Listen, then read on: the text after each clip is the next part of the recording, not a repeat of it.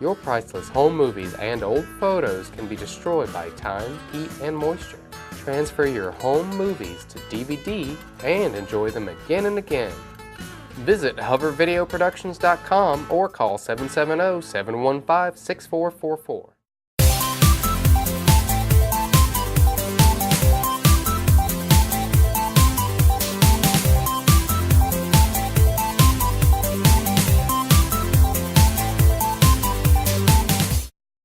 Hey everyone, and welcome back to iScience. I have some great teachers with me today. I have Brooke Barksdale and Melanie Smith here with me from Arnall Middle School. Today's activity is the DIY lava lamp. Now, this is a great activity for you to do at home. Just a few simple things to keep in mind when you're working with this. We're going to be working with vegetable oil, water, and food coloring. And there is the potential for making a mess.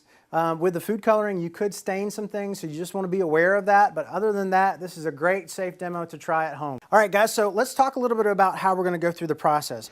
Okay, I've got a 1-liter bottle that I've filled about half full of water and the other half with vegetable oil. Notice I didn't fill it all the way to the top. I want to leave a little bit of room for some expansion and the reaction to take place. Okay, that way that you don't worry about the bottle blowing up, because you are producing gas inside of there. It'll cause the bottle to swell up and possibly burst, making a mess in your kitchen or wherever it is that you're doing your experiment. Brooke, now I noticed that the oil is sitting on top of the water. What's going on there with that? This is a great example of density. Water has a density of 1.0, so anything less than 1 is going to float. So the oil rises on top of the water because it is less dense. All right, so oil and water don't mix, and that's why we have them separated out. All right, the next thing we want to do is we want to add a little bit of food coloring in there. I'm going to just add a few drops of red food coloring. And you'll notice that it is water soluble, so it's going down into the water, going through the oil and floating on top of the water. Now we'll add in the Alka-Seltzer, and the Alka-Seltzer, we'll drop it down there. Okay, I've got about 4 tablets I'm going to add in here. We've broken them up in half, and you'll notice right away the bubbling taking place, showing signs of a chemical reaction.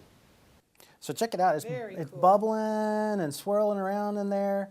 Brooke, can you tell me what's happening in there? Where are the bubbles coming from? What's going on? Well, what we're seeing is a chemical change taking place. We had a solid Alka-Seltzer tablet. When it reacts with the water, it actually breaks the components apart, creating a brand new component, carbon dioxide, and that's the gas and the bubbles being produced that you see there. The Alka-Seltzer tablet contains an acid and a base. It contains citric acid and sodium bicarbonate.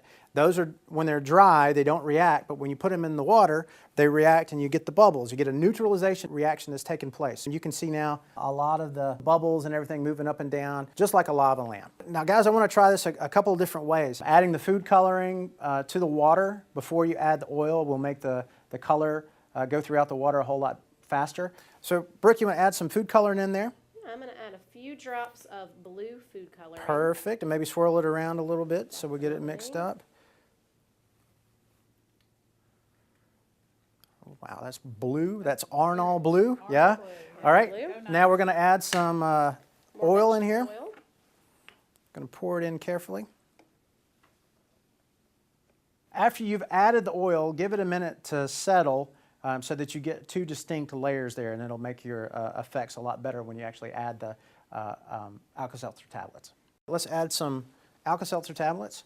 Check that out. Look at that going there. That is really cool. That is fantastic. Looks just like a lava lamp. Amazing.